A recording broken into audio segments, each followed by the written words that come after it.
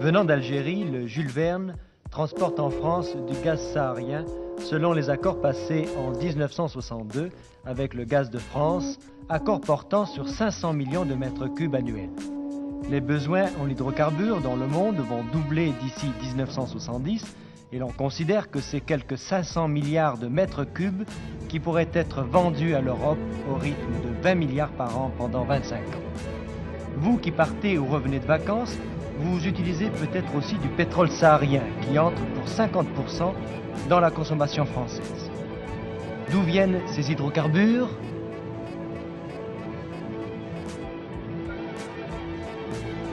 D'un coin de ce désert saharien dont la température varie à cette époque-ci entre 45 et 50 degrés à l'ombre.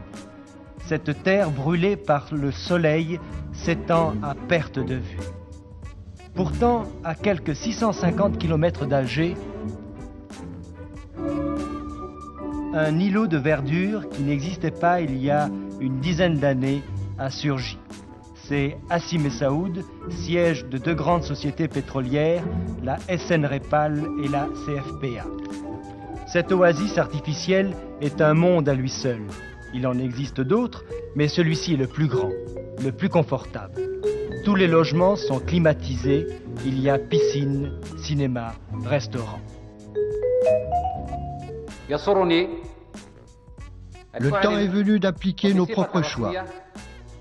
J'ai le plaisir d'annoncer officiellement, au nom du gouvernement et du Conseil de la Révolution, qu'à partir d'aujourd'hui, nous avons décidé de prendre 51% des avoirs des compagnies pétrolières françaises.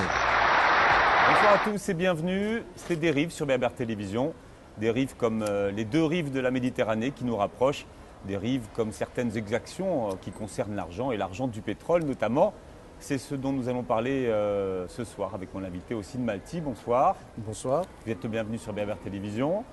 Merci. Spécialiste du pétrole, vous avez été vice-président de la Sonatrach de 1972 à 1975, mais vous faites partie de cette jeune ossature de cadres supérieurs qui ont fait partie de la naissance de la Sonatrach. C'était le dernier jour de l'année 1963. Et vous avez connu deux directeurs généraux à la Sonatrach quand vous étiez aux affaires. Oui, j'ai connu le premier directeur général de la société, donc Belaïd Abdeslam, et Rosalie qui avait pris la suite. Là, tous deux ont été ministres de l'énergie plus tard. Oui, autant dire qu'en fait, finalement, quand on regarde l'histoire du pétrole de l'Algérie de ces 50 dernières années, qu'il y a eu peu d'hommes qui l'ont faite, en tout cas peu d'hommes à leur tête.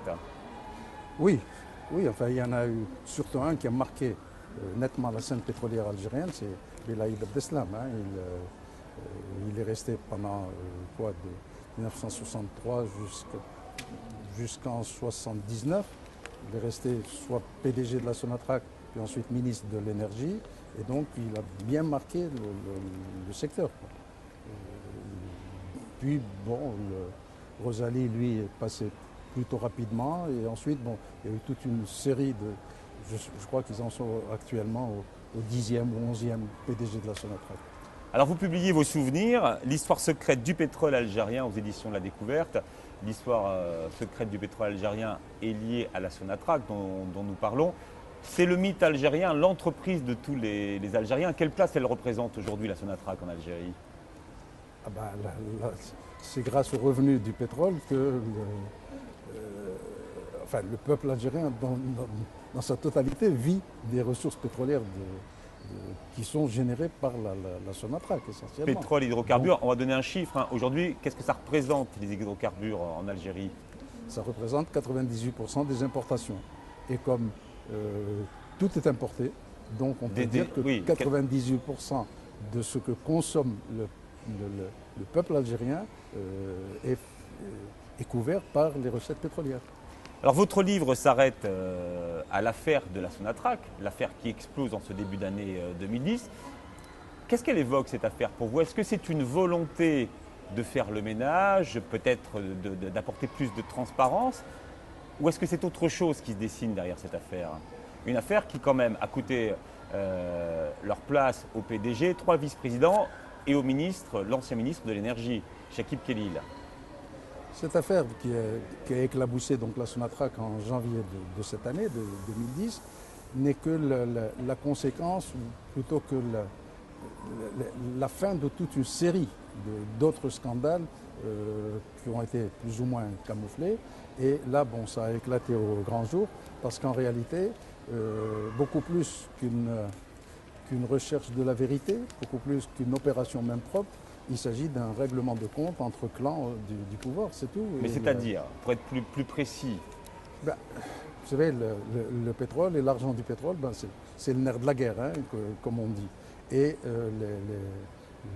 les gens du pouvoir utilisent cet argent du pétrole d'abord pour s'enrichir, pour enrichir leur entourage, etc.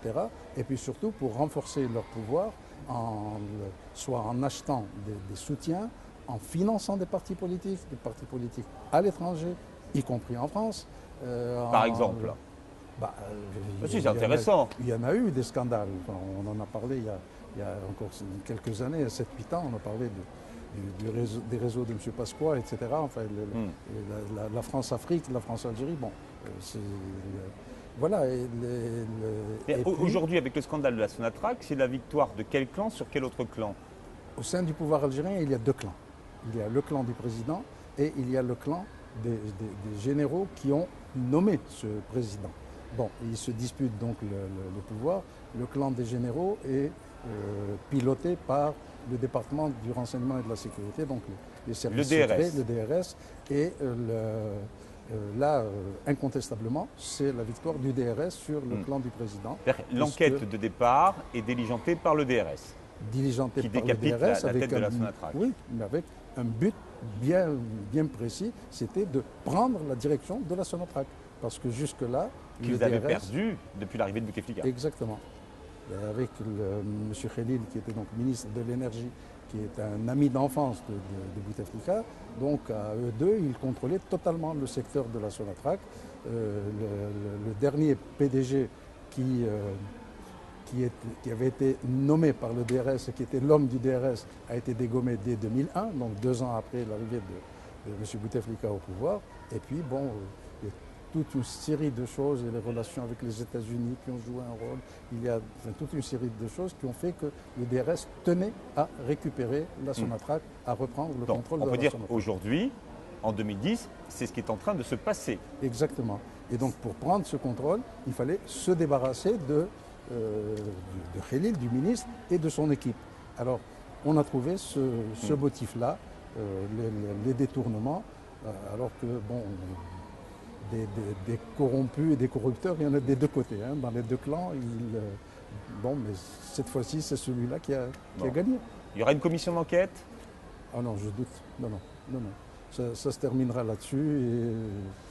Et puis voilà, le but c'était de récupérer la Sonatrach. Maintenant ils l'ont, donc ça y est, c'est fini, on n'a plus besoin d'aller plus loin. Chakib Khalil est où aujourd'hui? Je ne sais pas. Je ne sais pas où est-ce qu'il est. Il est toujours en Algérie? Je pense, j'ai entendu dire qu'il serait quand même encore en Algérie.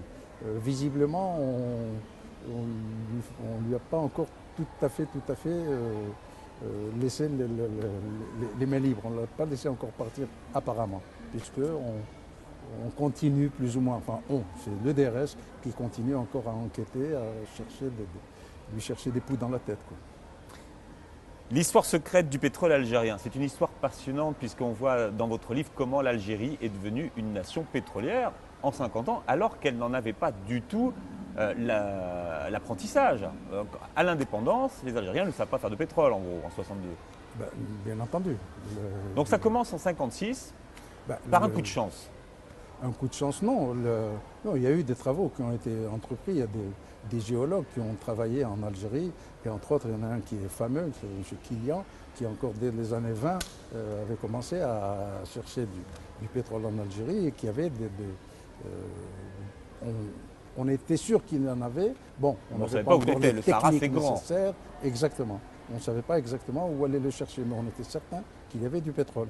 Et puis bon, finalement, c'est la SN Repal qui a été la compagnie qui a découvert le pétrole. En 1956, la Repal a été créée bien avant. Elle a été créée au lendemain de la Deuxième Guerre mondiale. Donc, mais si on prend la découverte de Hassim Messaoud, il y a un coup de chance ou pas? Parce que vous dites quand même dans votre livre, dans toute découverte de pétrole, de gros gisements, il y a quand même une part de chance. Que la technique pétrolière, enfin, le pétrole, on n'est jamais certain qu'il y a du pétrole. On sait où il y a des structures qui sont potentiellement porteuses de réserves pétrolières. Mais on n'est pas certain d'avoir du pétrole. Parce que pour qu'il y ait du pétrole, il faut un certain nombre de conditions, entre autres des conditions de porosité, de perméabilité, enfin des conditions géologiques que l'on peut déterminer. Donc connaissant, à partir du moment où on a ces indices, on se dit qu'il y a peut-être du pétrole. Et à ce moment-là, il faut aller forer. Et on en trouve ou on n'en trouve pas. Et voilà, et dans le cas précis d'Hassim Messaoud, on en a trouvé. À Edjlé également, enfin la première découverte, c'était encore plus au sud que Messaoud. Et il faudra attendre les années 90 pour qu'il y ait une autre grosse découverte en Algérie, nous dites-vous. Et là, c'est une entreprise texane d'ailleurs, hein, qui a le nez creux. Oui, c'était pas tout à fait du hasard dans ce cas précis parce qu'il y avait déjà eu des travaux tout autour. Donc on savait que c'était une zone potentiellement riche en hydrocarbures. Et c'était à qui aurait le droit d'aller forer dans cette région-là. Ils ont été aidés dans leur chance en fait. Voilà. C'est une question qui intéresse tous les Algériens, mais du pétrole, il y en a encore pour combien de temps? Est-ce qu'on le sait? Est-ce qu'on peut le chiffrer? Il y a une théorie que l'on appelle la théorie du pic pétrolier.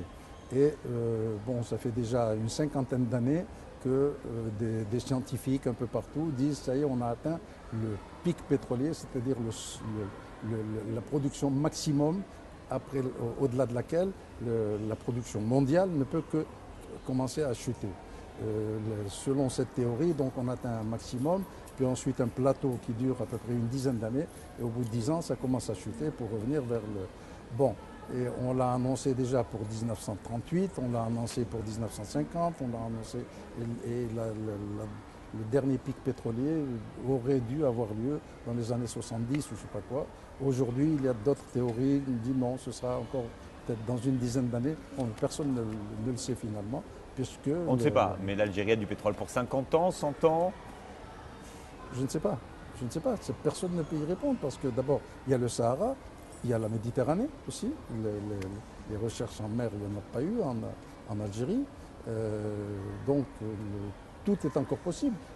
L'ergue occidentale, toute la région du Sahara occidental est pratiquement vierge.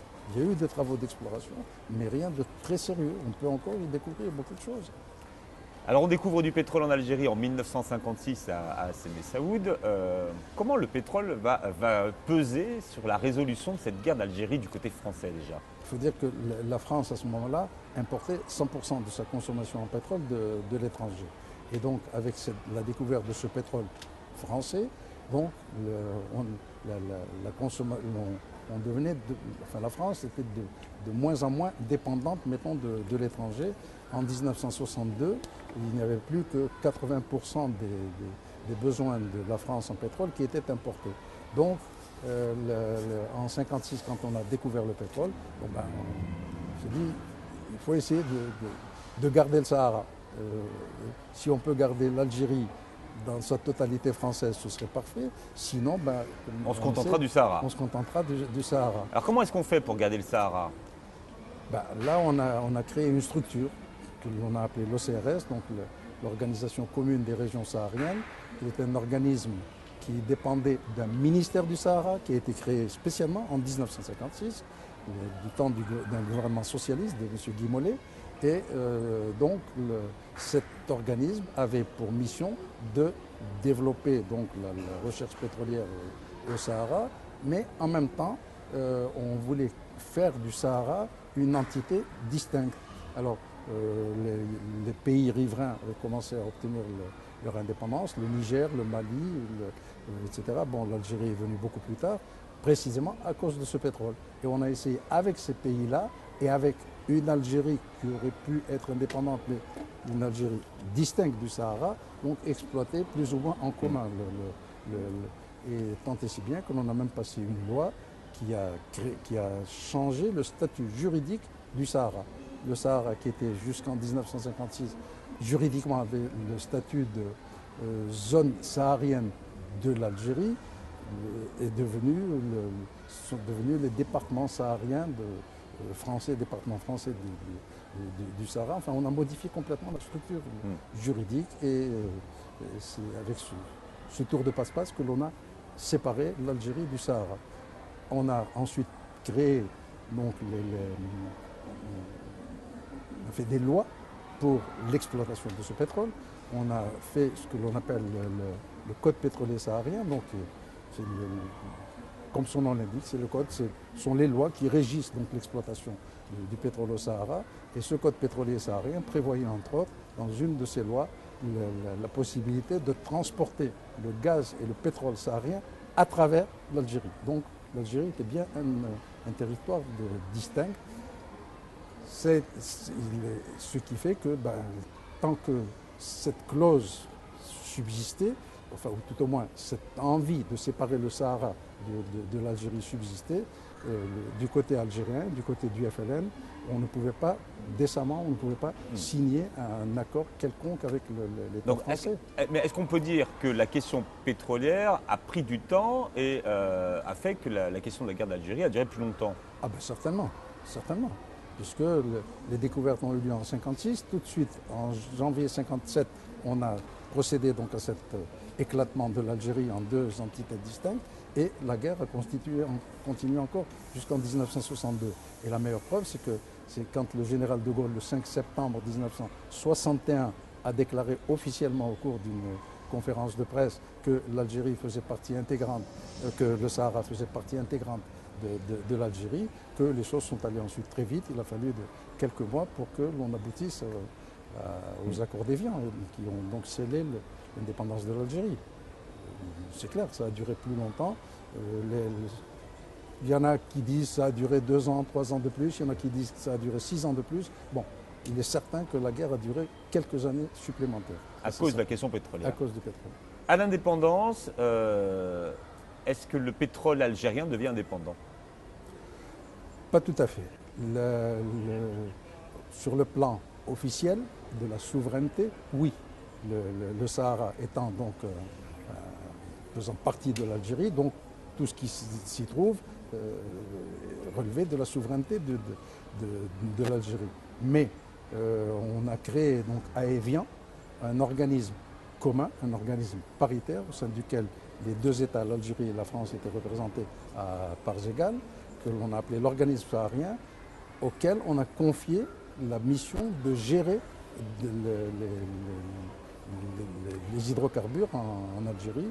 Et c'est donc cet organisme au sein duquel la France détenait 50% du pouvoir de décision qui gérait. Donc il y avait une co-souveraineté. Ce n'était pas l'Algérie toute seule, c'était les deux États en même temps qui géraient ce pétrole. Ça a été ainsi jusqu'en 1965 et en 1965, bon, il y a eu un renouvellement. Avec l'accord d'Alger. Le Sahara étant en territoire algérien, un code pétrolier faisant suite aux accords d'Évian avait réglé entre les sociétés pétrolières et le gouvernement algérien les conditions d'exploitation. Selon ce code, l'Algérie prélevait 50% des bénéfices effectués par les sociétés. Par contre, celle-ci avait la possibilité de différer pendant 5 ans une partie de ses impôts pour établir un fonds de reconstitution de gisement. Ce code pétrolier n'est plus valable à partir du 29 juillet. Il a été remplacé par de nouveaux accords franco-algériens. Ces accords ont été signés hier à Alger en présence de M. De Breuil, secrétaire d'État chargé des affaires algériennes, et M. Bouteflika, ministre algérien des Affaires étrangères. Il a fallu 20 mois de discussion pour arriver à cet accord.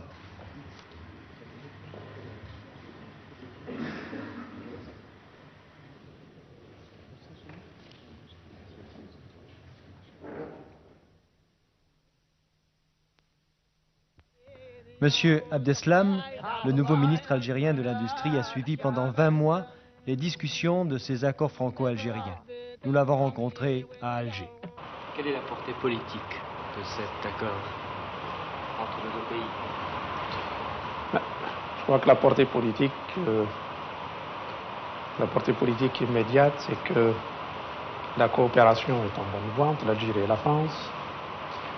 Maintenant, par-delà les rapports entre les deux pays, on peut considérer qu'il s'agit là d'une tentative très intéressante d'une normalisation de rapports économiques entre un pays en voie de développement et qui fut colonisé et un pays industrialisé et qui était le pays colonisateur.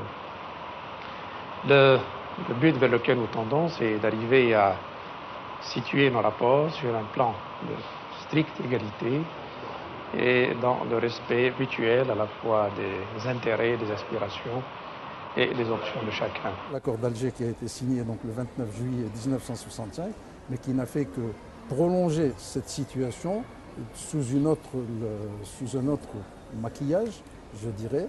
On a supprimé donc cet organisme saharien, mais on a créé, à ce moment-là, on a créé un nouvel organisme que l'on a appelé l'association coopérative. Et comme son nom l'indique, c'était une association entre les compagnies nationales des deux États, une compagnie nationale française et une compagnie nationale algérienne, donc la Sofrepal, qui était une filiale de l'ERAP d'un côté, et la Sonatrach de l'autre, auquel on a attribué une superficie de 180 000 km² qui leur était réservée uniquement à elles deux, à ces deux compagnies-là, et sur laquelle elles pouvaient donc rechercher, explorer, rechercher du pétrole, en découvrir et l'exploiter éventuellement, toujours à concurrence de 50-50, toujours 50% pour chacun des deux États. Donc à nouveau, c'était le même schéma, encore une fois, la co-souveraineté. La différence par rapport à l'organisme saharien, c'est que cette fois-ci, ce sont des compagnies qui étaient en jeu et la Sonatrach, donc la compagnie algérienne, pour la première fois, pouvait intervenir sur le terrain. Donc, ce rôle d'opérateur, ça c'était une avancée quand même importante de l'accord de juillet 65. Alors, on parle de la Sonatrach qui voit jour le dernier jour, enfin, qui naît le dernier jour de l'année 1963. Comment est-ce qu'elle naît, la Sonatrach? Qui c'est qui la veut? Qui c'est qui la veut? C'est l'État algérien, bien entendu, qui veut créer son entreprise. L'idée était dans l'air déjà depuis un certain temps. Il dit il y a du pétrole, bon, pour l'exploiter, il faut un outil. Et cet outil, c'est une compagnie qu'il faut créer, une compagnie nationale.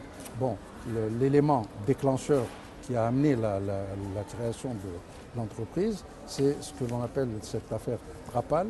Alors, c'est quoi l'affaire Trapal? D'abord, Trapal, elle-même est une association de plusieurs compagnies pétrolières françaises, donc qui travaillaient au Sahara, et qui se sont associées au sein d'un consortium qu'ils ont appelé Trapal, pour le transport de pétrole en Algérie, tout simplement. C'est l'abréviation donc de tout cela. Et ce consortium Trapal avait pour mission de construire un nouvel oléoduc, parce que l'oléoduc d'Assimé Saoud à Béjaïa, Bougie à l'époque, était saturé. Et il fallait donc en faire un nouveau, et cette entreprise-là devait construire ce nouvel oléoduc. Évidemment, l'étude avait mûri, ce qui avait abouti à la décision donc, de construire cet oléoduc en 1962, à peu près au moment des négociations d'Évian, grosso modo, en avril-mai. Et donc, tout de suite, l'indépendance de l'Algérie, Trapal a présenté une requête, une demande au gouvernement algérien, une demande d'autorisation de construction de cet oléoduc. Des négociations se sont enclenchées entre les deux parties. Les Algériens ont dit « Ok, nous vous accorderons cette autorisation, mais nous voulons 50% de participation dans l'oléoduc. Les Français ont dit non.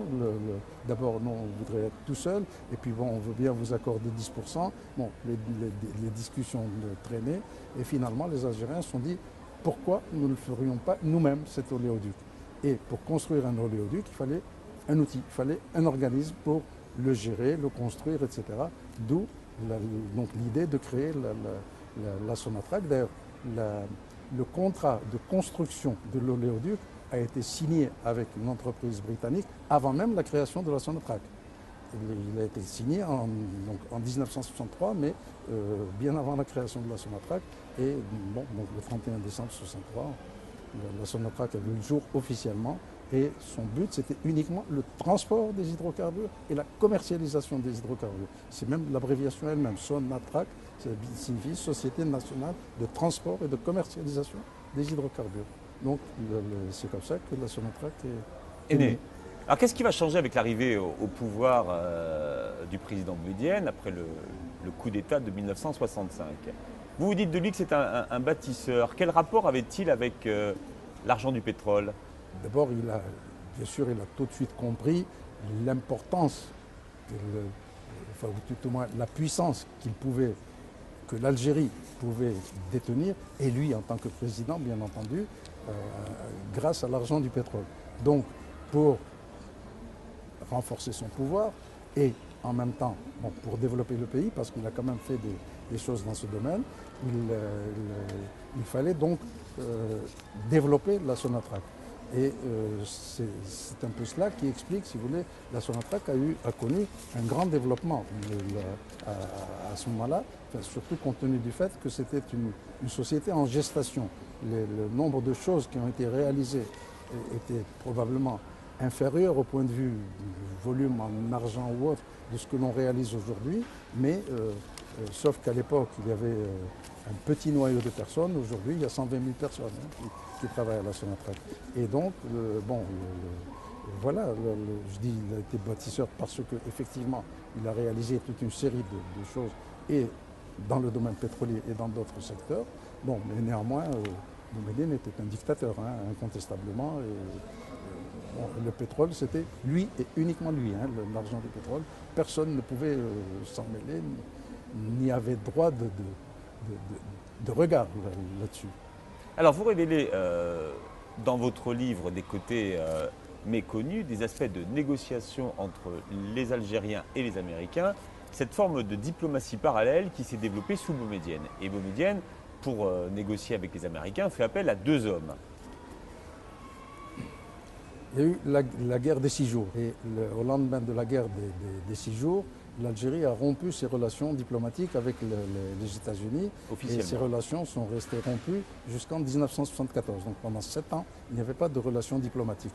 Et par conséquent, officiellement, il n'y aurait pas dû y avoir, ou presque pas, de relations économiques non plus, ou autres, avec les États-Unis. Néanmoins, Boumedienne voulait quand même créer et renforcer ces liens économiques avec les États-Unis, parce qu'il faut dire que dans le domaine pétrolier en particulier, jusque-là, il y avait juste un face-à-face algéro-français. Il n'y avait que les compagnies françaises et la Sonatrach. Et donc, du côté algérien, on était toujours en difficulté parce que, d'abord, parce que on n'avait pas il n'y avait pas le choix, il n'y avait pas un éventail plus grand de compagnies. Donc on a essayé d'attirer les compagnies américaines, mais les accords passés avec les Français limitaient quand même le pouvoir de décision du côté algérien. Bon, si vous rajoutez à cela donc la rupture des relations diplomatiques, le seul moyen qui lui restait, c'était d'essayer d'établir des relations plus ou moins secrètes avec les États-Unis. C'est ce qu'il a fait. Et il a utilisé essentiellement un homme, son meilleur ami et son unique ami. Boumedienne n'a eu qu'un seul ami dans sa vie, c'est celui-là, il s'appelle Messaoud Zeggar. Il a utilisé cet homme-là pour établir des relations Rachid Kaza de son totem, qui lui avait sauvé la vie. Alors, Zeggar lui a sauvé la vie, effectivement. Il a caché à Casablanca, je crois, dans un appartement qu'il avait loué parce que, bon, Boussouf, qui était le patron déjà des services secrets, avait voulu se débarrasser de Boumedienne. Il voulait l'exécuter. Hein. Bon, et vous dites qu'il utilise aussi un autre homme qui s'appelle Cherif Guellal, qui avait été le premier ambassadeur algérien à Washington. Oui, alors celui-là, c'était pas tout à fait l'homme de Boumedienne. Enfin, bon, il servait de relais, oui. Oui, le Cherif Guellal, lui, c'était le premier ambassadeur à Washington. Et bon, c'est quelqu'un qui avait réussi à créer de très bons contacts avec la société américaine, avec les milieux politiques, les milieux universitaires, les milieux industriels américains. Et donc, bon, les relations diplomatiques étaient interrompues. Il n'y avait plus d'ambassadeur à Washington.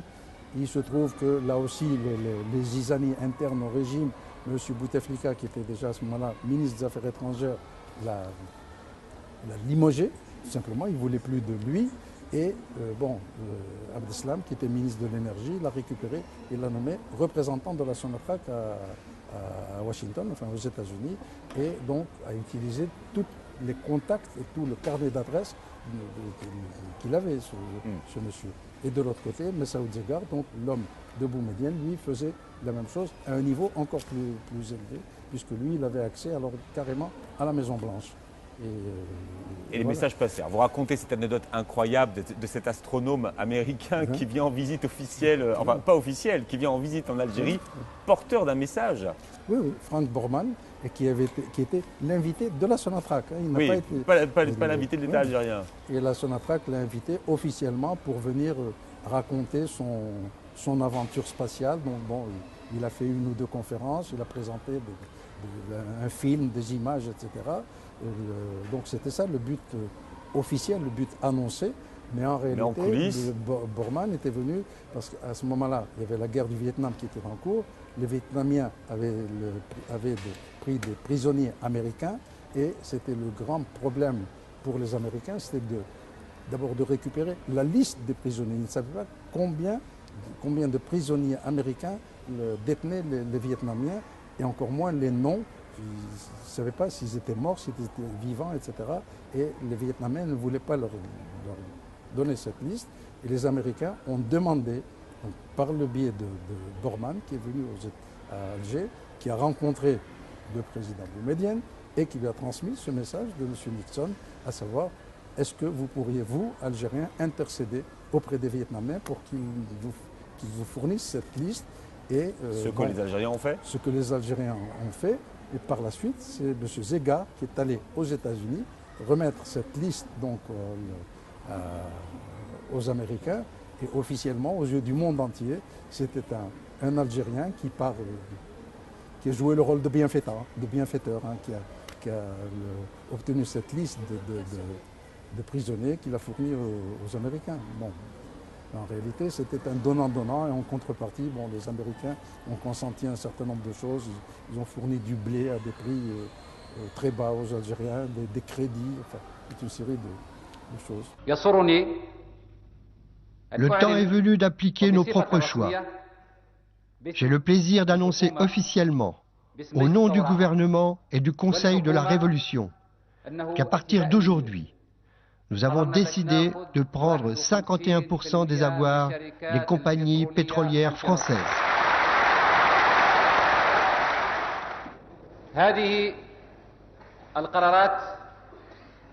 Telle est la décision que je désirais annoncer en cette occasion, au nom de la Révolution,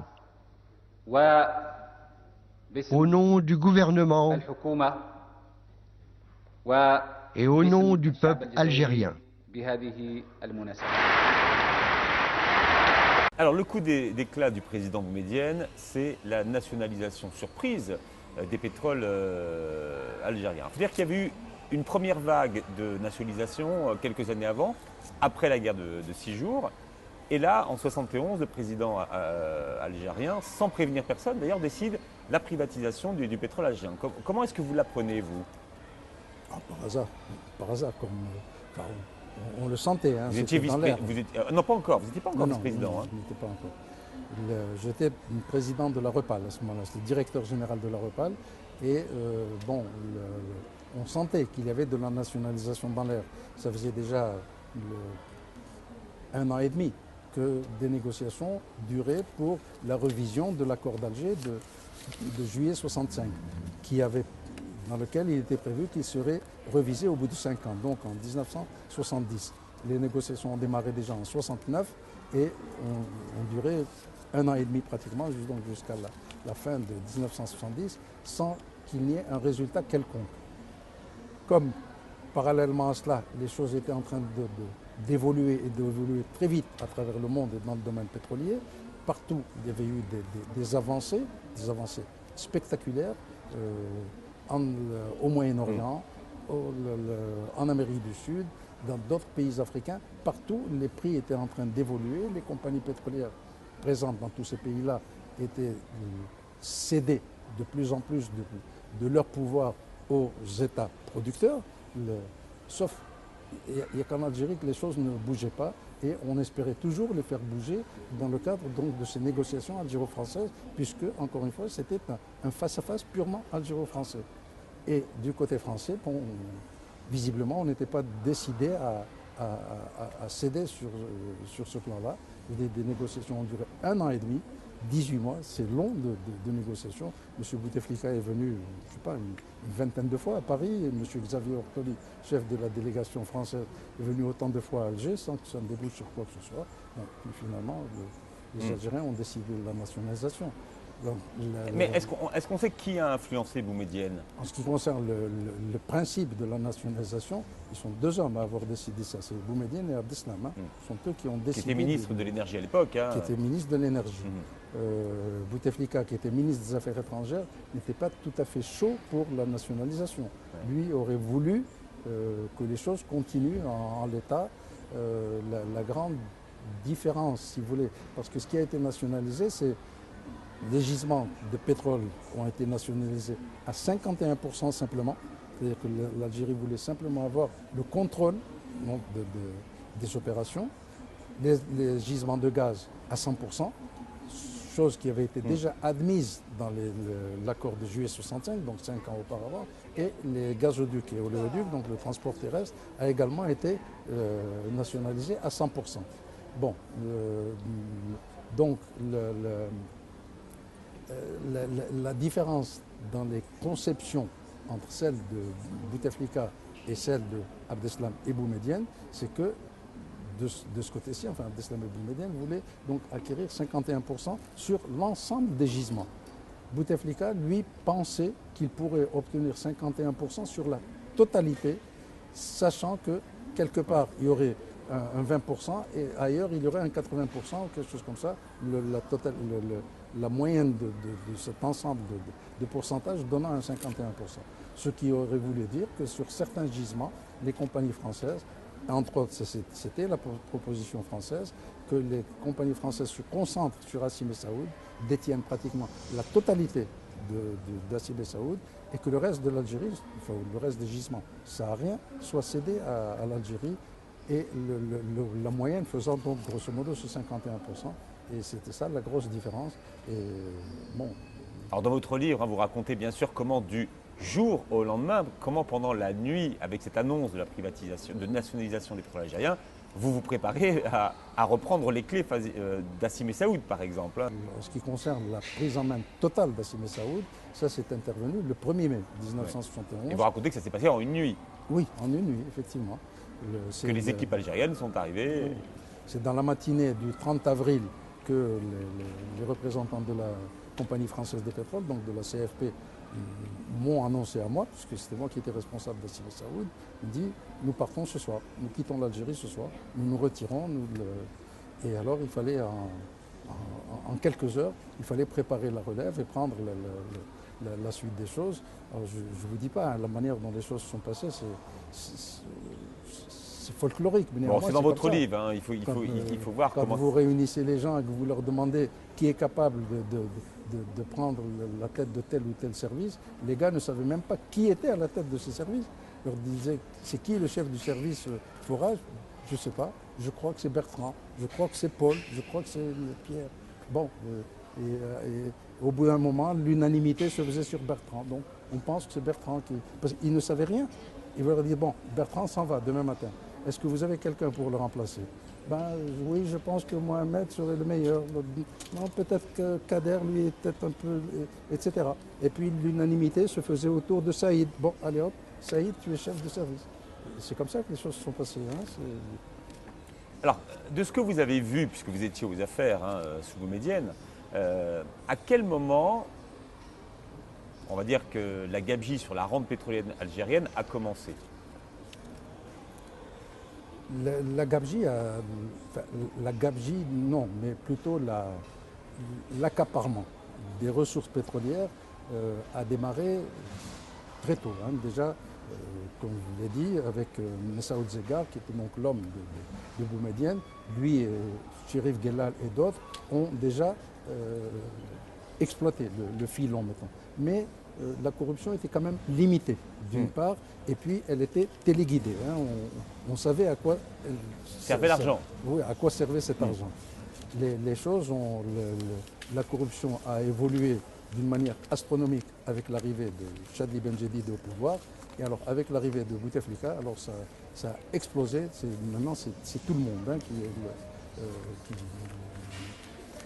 Qu'est-ce qui change avec l'arrivée de Bouteflika? Quand il arrive au pouvoir en 1999 bon, comme tous les présidents algériens, hein, il a été nommé par l'armée.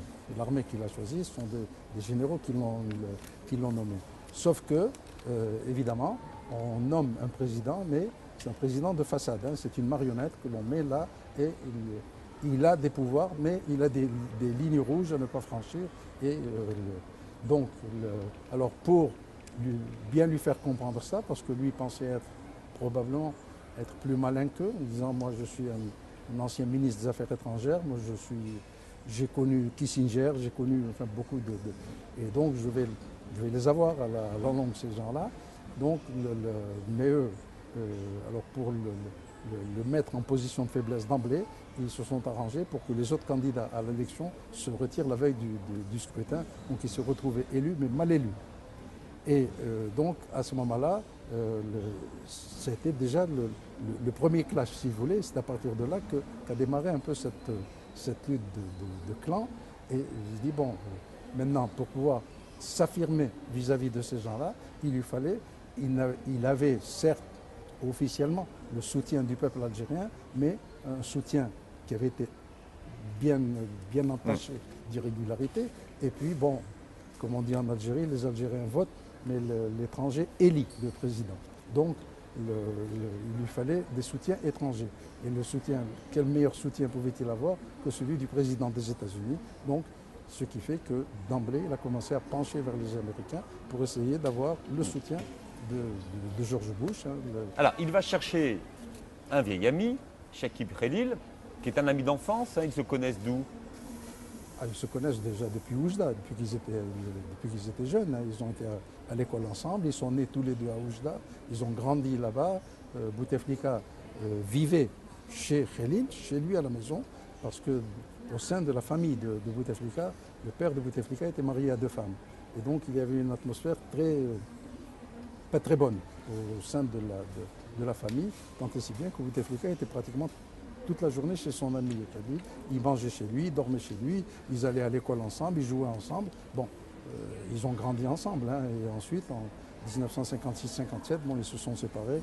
L'un est allé faire des études aux États-Unis, l'autre a rejoint la Wilaya 5, donc l'armée de libération nationale. Et bon, les liens sont restés, hein, des liens de 20 ans ou plus. Et donc, il est allé chercher son ami le jour où il a été nommé. Un ami que vous connaissez bien, puisque vous l'avez croisé à la Sonatrach en 73. Oui, bien sûr. Bien sûr, oui. Vous avez travaillé avec lui.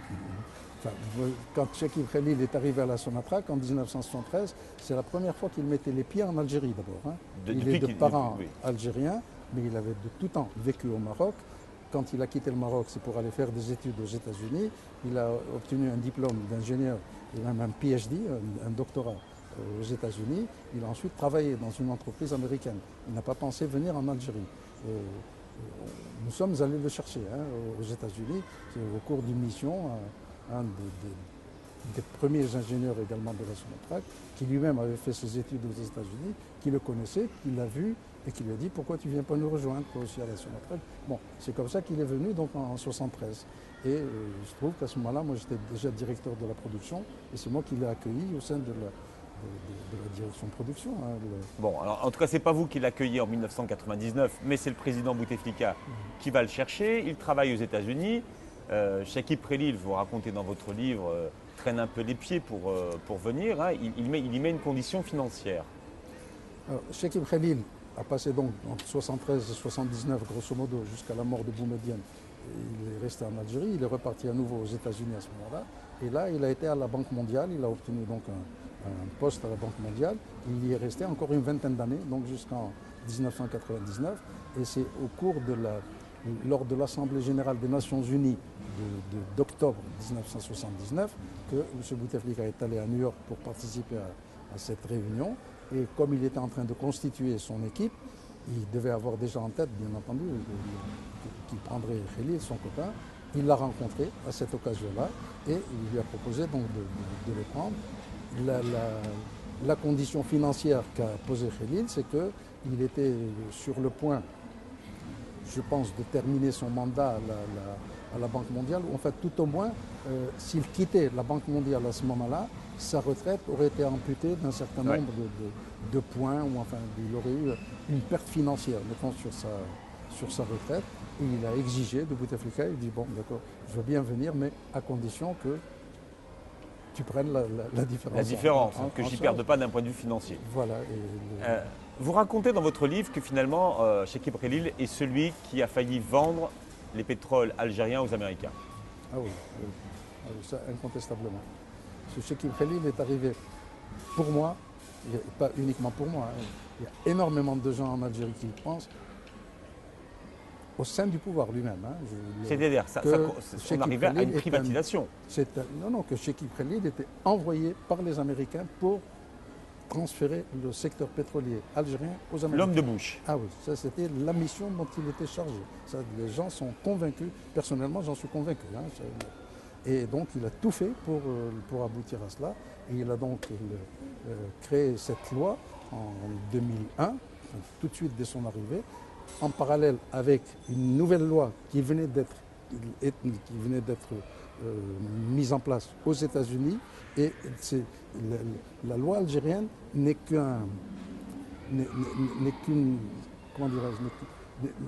entre complètement dans le cadre de la loi américaine. C'est simple. Et les Américains avaient dans la liste des pays sur lesquels ils comptaient pour prendre le contrôle, dont ils pensaient prendre le contrôle. Des réserves de pétrole dans le monde. L'Algérie, dans leur liste. Et donc il fallait changer la loi, faire en sorte que dorénavant les compagnies pétrolières ne soient pas uniquement propriétaires de leur production, mais soient propriétaires des richesses du sous-sol. À partir du moment où donc, elles avaient une concession, qu'elles deviennent propriétaires également des richesses du sous-sol. Et c'était ça la loi de 2001, la loi de Khalil, puisque dorénavant, selon cette loi, la compagnie nationale ne pouvait détenir qu'un maximum de 30% d'intérêt sur tout gisement pétrolier, les autres 70% appartenant donc à une compagnie pétrolière étrangère, à condition que la compagnie pétrolière veuille bien proposer à la Sonatrach qu'elle prenne une participation. Et si la Sonatrach le refusait, donc la compagnie avait les 100%. La loi est votée, elle a été votée, mais le président Bouteflika, in fine, a refusé de signer les décrets d'application. Alors vous dites que finalement, l'Algérie doit une fière chandelle à Hugo Chavez. Enfin, vous savez, la saga de la loi pétrolière, de cette loi, a duré quand même 4 ans. De 2001 à 2006. À 2005. Et d'abord, il y a eu, la loi a été gelée, parce que d'abord, il y a eu une levée de bouclier. Quand la loi a été proposée par Khalil en 2002, il pensait la présenter à l'Assemblée nationale pour approbation, pour qu'elle devienne une loi. Alors là, il y a eu une levée de bouclier de la part de tout le monde, y compris du Premier ministre de l'époque, qui a mis la loi sous le coude, enfin le texte de loi, il n'a pas voulu le présenter à l'Assemblée nationale. Et le syndicat du GTA s'est mis en grève et il voulait déclencher une grève illimitée. Ahmed Ouyaya était déjà Premier ministre à l'époque? Non, c'était, comment s'appelle-t-il, Benflis, Ali Benflis, voilà. Donc Benflis avait bloqué cette loi, il ne voulait pas la présenter à l'Assemblée nationale. L'UGTA avait lancé un mot d'ordre de grève illimité pour s'opposer à cette loi. Et c'est grâce à cette grève qui a démarré, il y a eu 48 heures de grève, et elle devait durer en principe jusqu'à ce que la loi soit retirée. Et à ce moment-là, Bouteflika a décidé de geler la loi. Il faut dire que ça se passait, c'était en 2003. C'était un an avant la réélection, donc avant le scrutin. Et là, il savait que, oui, par ailleurs, il y avait également des services secrets qui étaient contre. Et entre autres, ils l'ont fait savoir par plusieurs canaux qu'ils étaient contre cette loi. Et donc, s'il avait les services secrets contre lui et les syndicalistes contre lui, il n'avait aucune chance d'être réélu. D'où son désir de geler la loi. Donc il l'a gelée, mais dès le lendemain de sa réélection, quelques mois après, hop, il a remis la loi sur le tapis et là, la loi a été votée. Il est passé à l'Assemblée nationale et elle a été donc adoptée. Mais à ce moment-là, il a bloqué les décrets d'application qu'il n'a pas signés. Et là, on revient à la lutte de clans parce que la loi, entre-temps, les choses avaient évolué à travers le monde. Alors Chavez n'a rien à voir avec tout ça. Pour le moment, Chavez n'a rien à voir. C'est d'abord la lutte de clans qui a fait que la loi est restée un peu en suspens. Mais il pensait la mettre en application. Il pensait signer le décret d'application. Et l'intervention de Chavez a été décisive. Donc lui, alors en 2006, au cours d'une rencontre à Alger, il a carrément fait comprendre, parce que si cette loi avait été adoptée par l'Algérie, vous savez, c'est des dominos. Ensuite, c'est tous les pays producteurs de l'OPEP qui seraient passés également au même système. Parmi ces pays-là, il y en avait certainement qui n'attendaient que quelqu'un fasse le premier pas pour qu'ils en fassent autant, et d'autres qui peut-être tout simplement auraient eu peur de représailles de la part des Américains ou autres et qui auraient adopté la même loi. Donc c'était la fin de l'OPEP. Ce n'était pas uniquement l'accaparement des ressources pétrolières algériennes, mais l'ensemble des ressources pétrolières des pays de l'OPEP qui seraient passées entre les mains des Américains. Et c'est là où l'intervention de Chavez a été décisive. Il dit, voilà où tu nous mènes, avec ta loi, voilà où on va. Et là, il l'a retiré complètement. Alors j'aimerais qu'on revienne sur un secret de Polichinelle, c'est les bases américaines à Tamanrasset, en tout cas les bases américaines en Algérie. L'hebdomadaire Le Canard enchaîné révélait il y a quelques jours ce que vous révélez dans votre livre, et ce qui se murmure dans la presse algérienne depuis des années, c'est la présence sur le sol algérien de bases militaires. Donc vous dites dans votre livre, une base militaire existe à Tamanrasset, elle est découverte au moment d'une affaire, d'ailleurs, que vous révélez également dans votre livre. Cette base militaire de Tamanrasset, à quoi sert-elle ? C'est une base militaire, donc elle sert à des besoins militaires. Depuis quand elle est là ? À quoi sert-elle ? Alors, l'histoire de cette base tient remonte à la date, au moment auquel les Américains ont commencé à s'intéresser au Sahel. Le déclencheur, ça a été la découverte de pétrole au Tchad. Et là, ce sont des compagnies américaines qui ont commencé à exploiter ce pétrole. Et donc, auparavant, il y avait le Nigeria, il y avait le Cameroun qui a un peu de pétrole, l'Algérie, la Libye, mais qui n'était pas, la Libye en particulier, qui n'avait pas de bonnes relations avec les États-Unis. L'Algérie, il y avait cette histoire de loi qui faisait que ça balançait entre oui, je t'aime, moi non plus. Et puis, il y a eu donc la découverte de pétrole au Tchad, et il y a eu également des compagnies pétrolières qui ont intervenu au Ghana, des compagnies pétrolières américaines. Enfin bref, tout ceci pour dire que les intérêts pétroliers américains sont devenus très importants. Et donc les Américains ont voulu intervenir dans le Sahel. Ça rentrait complètement dans le cadre de la politique de George Bush, qui lui, l'essentiel des actions qu'il a enclenchées durant sa présidence sont des actions basées précisément sur la recherche des sources d'énergie et la recherche de pétrole. Il y a eu la guerre en Afghanistan, la guerre en Irak, etc. Enfin, toute une série de choses. Et donc le Sahel. Alors, à partir du moment où l'armée américaine voulait s'installer dans le Sahel, il leur fallait des bases. Ils ont sollicité les Algériens, qui ont dit d'accord, et qui se sont mis à réaliser une base à Tamanrasset. par l'intermédiaire d'une compagnie algéro-américaine. Ce qui fait que elle-même filiale d'une autre compagnie. Halliburton, dont le président était Dick Cheney, vice-président des États-Unis. Donc les choses se passaient en famille, je dirais, entre d'un côté des Américains et de l'autre côté les Algériens qui étaient enclins, disposés à leur accorder donc cette base. Et donc cette base a été construite par BRC, donc la compagnie algéro-américaine. Elle a sous-traité un certain nombre de choses à des entreprises canadiennes, etc. Et les gens sur place le savent, les gens de Tamanrasset. Aujourd'hui, cette compagnie n'existe plus. BRC a été dissoute après ça. Elle a été dissoute en 2007, précisément à la suite, entre autres, de ce scandale. Alors là aussi, on rentre encore une fois dans le déclin.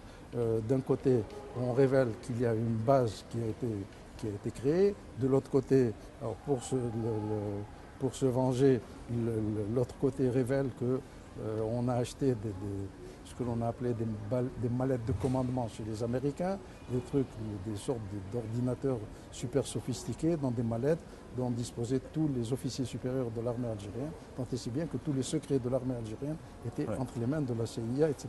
Enfin bref, il y a toute une série de choses qui ont fait que alors des deux côtés, et du côté du DRS et du côté du président, ils ont dit il vaut mieux que l'on calme le jeu, on ne parle plus de cette base. Et bon, mais en tout cas, la base existe toujours aujourd'hui, toujours active. La base existe, elle n'est plus officiellement, enfin même à l'époque, officiellement, elle n'était pas une base américaine, elle était mise à disposition de l'armée américaine. Est-ce qu'il y a encore des troupes américaines aujourd'hui? Je ne sais pas s'il y a des troupes américaines. Il y a peut-être des troupes qui passent éventuellement, parce qu'ils ont des droits d'atterrissage, ça c'est certain. Il y a d'autres bases américaines aux États-Unis aujourd'hui, en Algérie aujourd'hui? Pas à ma connaissance. Je crois que c'est la seule. Et elle n'est plus à disposition. À l'époque, c'était carrément une base pour l'armée américaine. Une base, certes, officiellement algérienne. On ne pouvait pas décemment, on ne pouvait pas leur accorder même le titre de propriété de la base, mais la jouissance, oui, elle est totalement à disposition de... Alors, une question qui reste sans réponse dans votre livre. Boudiaf, le président Boudiaf, a été assassiné à cause du pétrole? Pas à cause du pétrole. À cause d'intérêts liés au pétrole, selon vous? Surtout à cause... Oui, on peut dire ça à la limite. Parce que la raison essentielle, c'est parce qu'il a commencé à essayer d'enquêter sur les fortunes accumulées par les gens qu'il avait ramenés au pouvoir, c'est-à-dire le groupe des généraux janvieristes, comme on les appelle, ceux qui ont fait le coup d'État de janvier 92. Et il a commencé à enquêter, il a délégué des hommes à lui qui enquêtaient en dehors de tout circuit officiel. Et c'est quand ils se sont aperçus, bon, ils disent, ce président devient trop dangereux pour nous, donc il faut qu'on s'en débarrasse. Alors cet argent du pétrole algérien dont on parle de milliards de dollars. Est-ce qu'on sait vraiment combien est-ce qu'il rapporte par an aujourd'hui? Aujourd'hui, grosso modo, une cinquantaine de milliards par an. Voilà, quelles sont à peu près les recettes de l'Algérie. Sur voilà, un ordre de grandeur, c'est ça. Qu'est-ce qu'il vous reste, vous, qui avez été un des pionniers de cette aventure pétrolière algérienne? De l'amertume, certainement. Oui. Beaucoup d'amertume, de voir comment les choses ne sont pas gérées d'abord et avant tout, et de voir qu'est-ce qui a été fait de ce pétrole. Le pétrole qui était destiné à faire le bonheur de tout un peuple, bien, au contraire, il a fait le malheur de ce peuple. Et ce sont les dirigeants qui ont fait ça. Hein. La guerre civile en Algérie aujourd'hui en est une des conséquences également. Hein. Et aujourd'hui, alors, vous, après 75, vous n'avez plus jamais retravaillé dans le pétrole en Algérie? En Algérie, non. Pourquoi? Parce que vous avez quitté la Sonatrach parce que vous avez décidé de le faire, hein, en fait. Je suis parti de la Sonatrach, bon, ça c'est des affaires mais c'est important. Importantes, oui, si l'on veut. Bon, je n'étais pas d'accord sur un certain nombre de choses, sur la manière dont les choses s'étaient gérées. Bon, mais néanmoins, bon, je suis parti officiellement dépêché par le gouvernement algérien, nommé donc à Koweït, en tant que conseiller technique du secrétaire général de l'OPAEP, officiellement. J'ai été nommé ensuite directeur général d'une compagnie, donc l'Arab Petroleum Services Company, qui est une grosse compagnie créée par les pays producteurs, les pays arabes producteurs de pétrole. Donc il y avait 10 pays qui étaient actionnaires de cette compagnie qui avait un capital de 300 millions de dollars, et j'ai été nommé directeur général en tant que candidat de l'Algérie à ce poste-là. Bon, j'ai fait un mandat de 5 ans au sein de cette compagnie, et puis en 1982, c'était terminé, je suis rentré chez moi. Entre-temps, il y avait eu un changement de régime, et bon, le ministre de l'époque ne voulait pas entendre parler de tous les gens qui avaient été dans le secteur. Il avait déjà limogé tout un tas de gens. Il s'était débarrassé de tous ceux qui avaient travaillé dans le secteur avant lui. Il n'en voulait pas. J'ai cherché à revenir à la Sonatrach, on m'a dit non. J'ai cherché à revenir au ministère de l'Énergie, on m'a dit non. Bon, mais tant pis. Voilà, et aujourd'hui, vous racontez vos souvenirs. Histoire secrète du pétrole algérien aux éditions La Découverte. Vous avez tout dit dans ce livre? Est-ce que vous vous êtes censuré? Non. Je n'ai pas cité de noms. Mon travail, ce n'est pas de citer des noms. Je sais un certain nombre de choses, je n'ai pas dit. Je ne veux pas citer de personnes, de noms de personnes. Voilà. Pas de procès nominatif? Non. Ce genre de choses, je ne le fais pas. Je ne suis pas un délateur.